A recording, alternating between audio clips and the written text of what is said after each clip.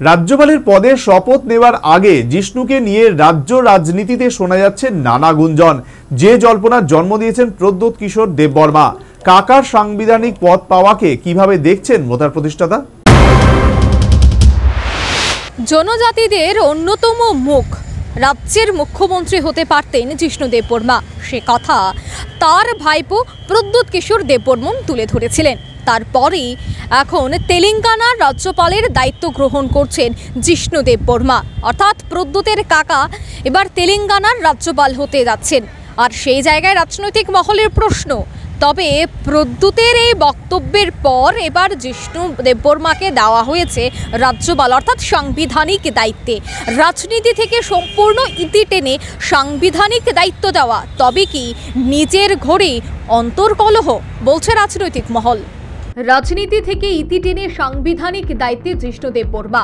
ত্রিপুরা থেকে রাজ্যপালের প্রথম মুকুট পরলেন রাজ্যের প্রাক্তন উপমুখ্যমন্ত্রী। তার নতুন মুকুটে গর্বিত রাজ্যবাসী। আগামী 30শে জুলাই শপথ নেওয়ার পর 5 বছর আর সক্রিয় রাজনীতিতে থাকতে পারবেন না তিনি। তেলেঙ্গানার সাংবিধানিক পদে থেকে তাকে দায়িত্ব পালন করতে হবে। কেন্দ্র ও রাজ্যের সঙ্গে সমন্বয় রেখে কাজ করবেন জিষ্ণু দেববর্মা। তার এই সাফল্যের সময় থাকছে ছোট্ট বিতর্ক, যে বিতর্কের জন্ম দিয়েছে তার ভাইপো প্রদ্যোৎ কিশোর দেববর্মা। চলতি মাসে তিনি জানিয়েছেন জিষ্ণু দেববর্মা রাজ্যের মুখ্যমন্ত্রী হতে পারতেন, কিন্তু তা হয়নি। কেন হয়নি তার ব্যাখ্যা দিতে শোনা গিয়েছিল মথার প্রতিষ্ঠাতাকে। এই বিষয়ে অবশ্য প্রদ্যোৎ কিশোর দেববর্মা সিপিএম এর রাজ্য সম্পাদক জিতেন চৌধুরীর নামও নিয়েছিলেন। যাই হোক, সাংবিধানিক দায়িত্ব গ্রহণের পর আগামী 5 বছরের জন্য রাজ্য রাজনীতির অলিন্দে প্রাক্তন উপমুখ্যমন্ত্রীকে আর দেখা যাবে না। মথার প্রতিষ্ঠাতার বক্তব্য অনুযায়ী তার রাজনৈতিক কেরিয়ার একেবারে শেষ। এজন্য কাকে দায়ী করবেন প্রদ্যোৎ কিশোর দেববর্মা?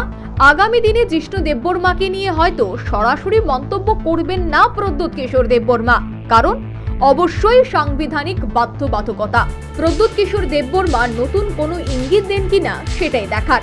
তবে সবকিছুকে দূরে সরিয়ে রেখে রাজ্যের প্রাক্তন উপমুখ্যমন্ত্রী এখন তেলেঙ্গানার অভিভাবক। তবে ভারতীয় রাজনীতি নিয়ে শেষ কথা বলা যায় না। রাজ্যপালের পদ থেকেও পদত্যাগ করে অনেকেই ফিরেছেন সক্রিয় রাজনীতিতে। এক্ষেত্রে উদাহরণস্বরূপ বলা যায় তথাগত রায়ের নাম, যিনি একটা সময় ত্রিপুরার রাজ্যপাল ছিলেন। আজ বাংলার বিজেপির অন্যতম মুখ তথাগত বাবু।